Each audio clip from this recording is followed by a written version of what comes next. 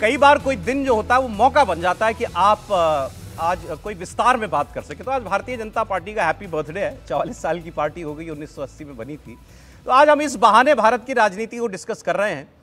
कहाँ तक ले आए हैं मोदी जी, कैसे लेकर के आए हैं, उसमें योगदान किस किस का था। ब्रेक से पहले ये सारी चर्चा हमने कर ली है। आडवाणी योग, वाजपेयी योग, और 2 से 84, 84 से फिर 182 कैसे हुआ, फिर उसके बाद 116 में आ गई 2019 में, और फिर 282 और 203 मोदी जी उसको ले आए। अब इसमें जैसे मैंने पहले कहा था, कई बार अगर आपके सामने जो पहलवान है या प्रतिद्वंदी है उसमें ही जान नहीं है अगर, तो जीत तो होनी है। तो क्या नरेंद्र मोदी की इस विशाल जीत में उसका भी कोई क्रेडिट है क्या कि सामने वाला पहलवान कमजोर है? आज जयपुर में रैली चल रही है, सोनिया जी भी बोली हैं उसमें। तो पहले आप सोनिया जी को ही सुन लीजिए। भाई विपक्ष की आज की सबसे बड़ी नेता तो वही है ना। राहुल गांधी दिखते ज्यादा है लेकिन बड़ी तो सोनिया गांधी है। तो सोनिया गांधी की बात आप सुनिए पहले, और फिर नरेंद्र मोदी ने आज के विपक्ष के बारे में क्या बोला है ये मैं आपको सुनवाऊंगा। दोनों बातें सुनिए। क्या कोई देश से बड़ा कोई हो सकता है जो ऐसा सोचता है? देश की जनता, मेरी प्यारी बहनें, नौजवान, किसान, मजदूर, आदिवासी उसे सबक सिखा देते हैं। दुर्भाग्य से आज हमारे देश में ऐसे नेता सत्ता में विराजमान हैं। मोदी जी खुद को महान मानकर देश और लोकतंत्र की मर्यादा का चिरहरण कर रहे हैं। सोनिया जी ने जो बातें कही, बहुत इंटरेस्टिंग बात है। हमको अपनी चर्चा के अगले पहलू पर ले आई सोनिया जी। यही किसान, मजदूर, आदिवासी, दलित, महिला जो सोनिया जी भी गिना रही थी, यही तो मोदी जी कहते हैं देश के अंदर 4 जाति बची हैं उनके हिसाब से। युवा, गरीब, किसान, मजदूर, महिला। वही बात सोनिया गांधी कह रही है। तो जो सोनिया गांधी कह रही है उस पर क्यों नहीं है वोट जनता का, भरोसा क्यों नहीं है? वही बात मोदी कहते हैं तो क्यों मोदी को वोट मिलता है? यही अंतर है, इसकी हम लोग बात करेंगे। अब जरा नरेंद्र मोदी ने विपक्ष पर जो बोला, सोनिया जी ने कह दिया मोदी जी अपने आप को महान मानते हैं, करते कुछ नहीं। नरेंद्र मोदी क्या मानते हैं विपक्ष को, कांग्रेस पार्टी को, ये भी सुनिए। आज सपा की स्थिति यह है कि यहां हर घंटे उसे अपने उम्मीदवार बदलने पड़ रहे हैं। ये लोग उम्मीदवारों तक का फैसला नहीं पा रहे। और कांग्रेस की स्थिति तो और विचित्र है। कांग्रेस को तो उम्मीदवार ही नहीं मिल रहे।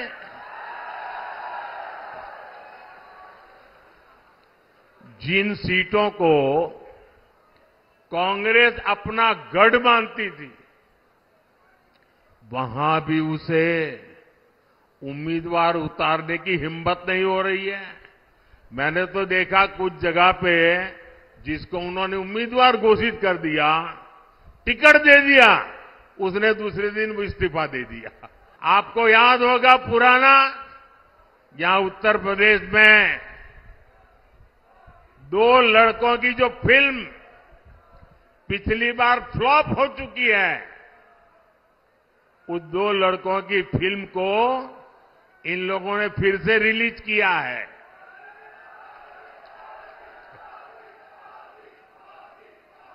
मुझे समझ नहीं आता, अरे काठ की हांडी को ये इंडी गठबंधन वाले कितनी बार चढ़ाएंगे? नरेंद्र मोदी की बातें जाहिर है विपक्ष को तो बुरी लगेंगी, लगता है जो इनके विचारधारा के विरोधी लोग हैं उनको भी बुरी लगे। लेकिन अगर आप बिल्कुल निष्पक्ष होकर के सोचेंगे जो इस वक्त इन्होंने कहा है, उसमें गलत कुछ नहीं है, फैक्ट है ये आज की राजनीति का। किसी का एक शेर है, कोहनी पर टिके हुए लोग, टुकड़ों पर बिके हुए लोग करते हैं बरगद की बातें, ये गमले में उगे हुए लोग। तो मैं कोहनी पर टिके हुए तो नहीं मैं चर्चा में लाऊंगा, मैं टुकड़ों पर बिके हुए भी नहीं लाऊंगा चर्चा में। लेकिन जो आखिर की 2 लाइनें हैं, क्या आज के विपक्ष और नरेंद्र मोदी की शख्सियत पर फिट बैठती हैं? ये करते हैं बरगद की बातें, गमले में उगे हुए लोग। बरगद के सामने आज सब गमले में है क्या पौधे? देखिए, मैं कल भी इसका जिक्र किया था और जानबूझ करके किया था।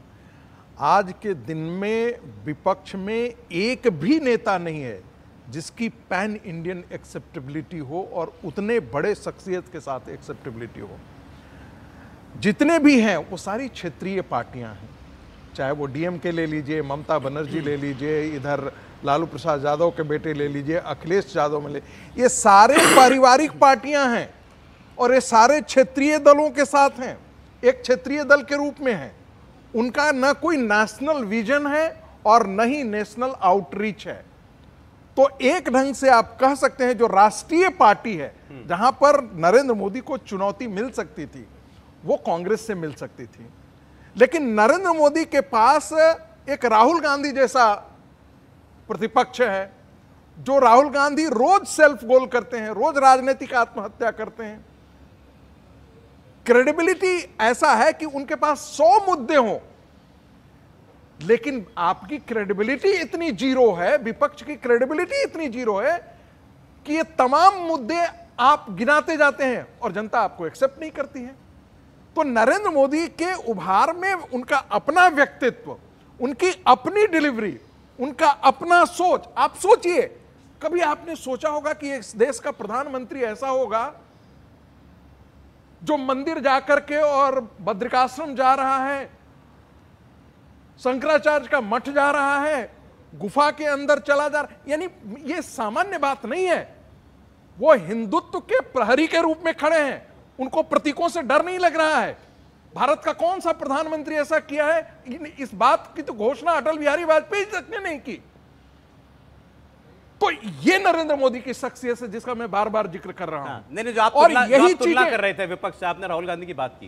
भाई आप ठीक है, एक क्षेत्रीय दल है, 14 के बाद का जो दौर चला उसमें क्षेत्रीय दल तो अपनी जमीन बचा करके चले। आप अलग अलग राज्यों में अगर देखेंगे वो ताकत उनकी बनी हुई थी। भाई बिहार में भी रेलेवेंट थी, यूपी में अखिलेश यादव रेलेवेंट थे, 2017 में ही आए ना योगी जी, 17 में प्रधानमंत्री मुख्यमंत्री बने ना। तो अखिलेश यादव, मुलायम सिंह यादव ने यूपी बचा के रखा हुआ था।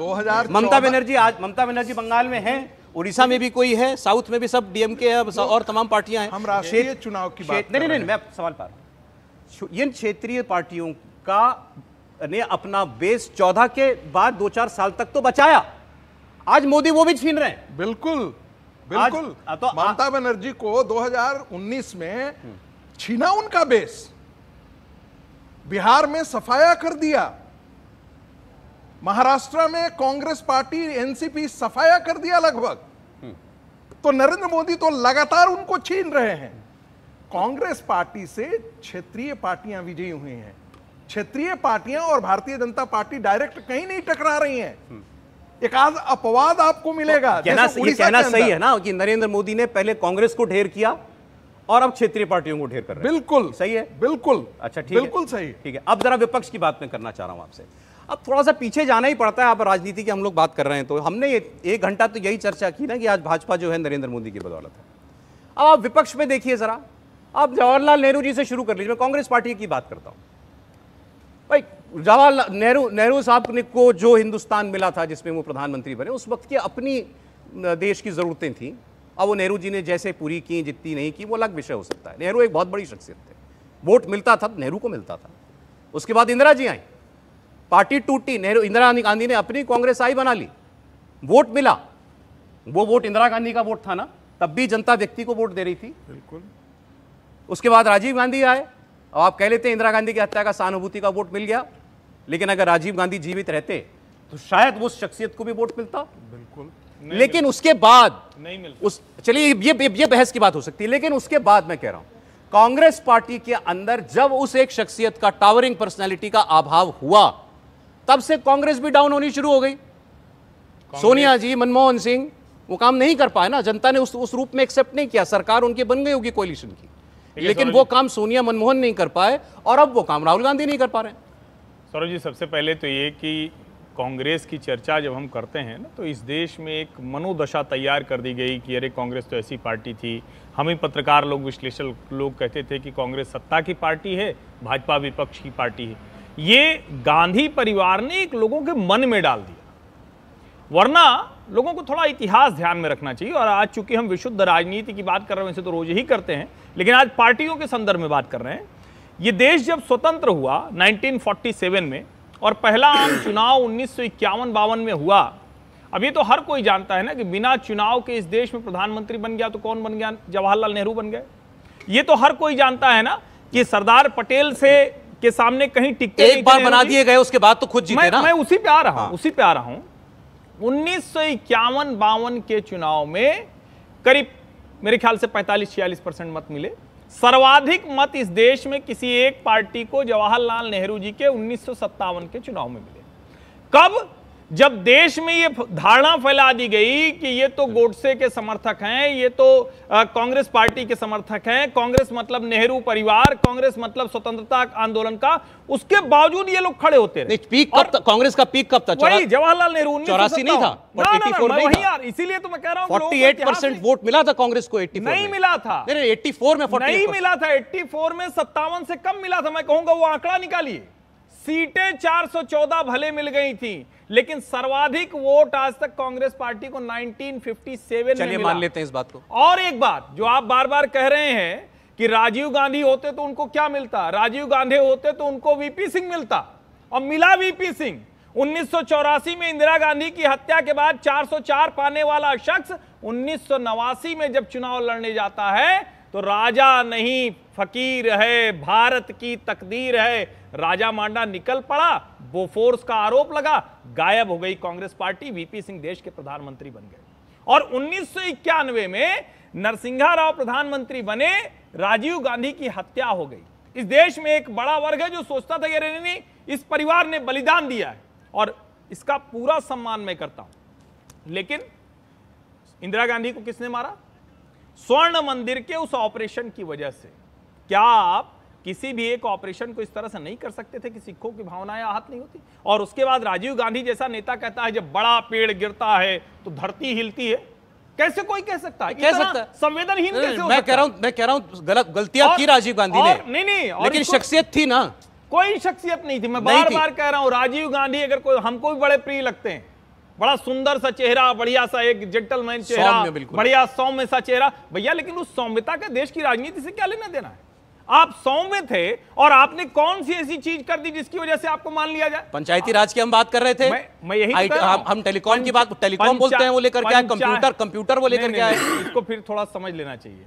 पंचायती राज की बात कर रहे थे, संविधान सभा की बहस पढ़ा कीजिए भाई आप लोग भी। संविधान सभा की बहस में कहा गया अगले 10 साल में लागू कर देंगे। नेहरू जी नहीं लागू कर पाए, 3 बार प्रधानमंत्री होकर चले गए। फिर 10 साल में लागू, इंदिरा जी नहीं लागू कर पाई, चली गई। राजीव गांधी ने पंचायती राज अधिनियम ले आया चुनाव लड़ने के लिए। इसका श्रेय आप उनको दे सकते हैं। जो काम होना चाहिए था 52 में, वो काम जाके राजीव गांधी के समय में हुआ। तथ्य जानना चाहिए। फिर उसके आगे कांग्रेस पार्टी जब पीक करती है उसके बाद कभी बढ़ी नहीं। इंदिरा गांधी के ऊपर जो आरोप लगे तानाशाह, आज रामलीला मैदान में कहा संविधान बदल देंगे। देश के लोगों को यह भी जानना चाहिए, संविधान अगर बदलना किसी को कहेंगे तो सिर्फ एक बार बदला है। कब? जब आपातकाल 1975 में लगा तो 42nd अमेंडमेंट के जरिए प्रीएम्बल बदल दिया गया भैया, जो हम भारत के लोग पढ़ते हैं, एक ही बार। और पहला संविधान संशोधन किसने किया? आर्टिकल 1 जो अमेंडमेंट हुआ नेहरू जी के समय में, फ्रीडम ऑफ एक्सप्रेशन पे।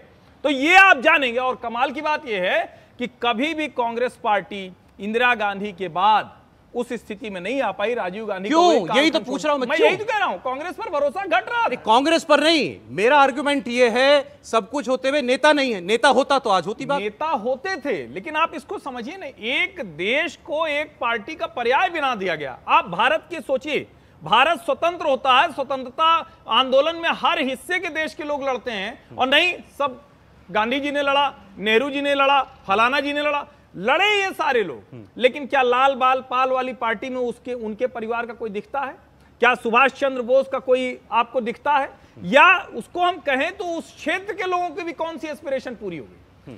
कांग्रेस पार्टी को जो अवसर मिला था इस देश में, उन्होंने अपनी जिम्मेदारी नहीं निभाई, धीरे धीरे टूटा। लेकिन जब टूटना शुरू हुआ तो यहां आकर, और एक चीज और मैं बता दूं, 2 आइडियोलॉजी की बात होती है, कम्युनिस्टों की और Bharatiya Janata party, rightist party. आपने जो 89 का उदाहरण दिया कि राजीव गांधी जो हैं 1984 में 415 से कहां आ गए थे, मतलब आप करें देश की जनता शख्सियत से, चेहरे से प्रभावित नहीं होती है। काम करे तो काम करे। इंदिरा ने काम किया, इंदिरा के फैसले। आप बार बार कह रहे हैं कि वो मुद्दे तो वही बोल, मुद्दे तो सब वही बोलते हैं भाई। आप अपने घर में रोज कहते रहिए बड़ी गड़बड़ी है, बड़ा गड़बड़ है, घर पे छत नहीं है, गाड़ी नहीं है, बच्चा नहीं पढ़ा, कहे भैया कभी पढ़ाने के लिए कुछ स्थिति हुई, कहना ना कमाई हमारी नहीं, हम नहीं कर पाएंगे। कितने दिन तक बच्चा सुनेगा? अच्छा चलिए ठीक है, सम्मान करना बंद कर देगा। सर ब्रेक का समय हो गया, ब्रेक बहुत समय हो जाएगा, फिर मैं आता हूं ना आपके पास।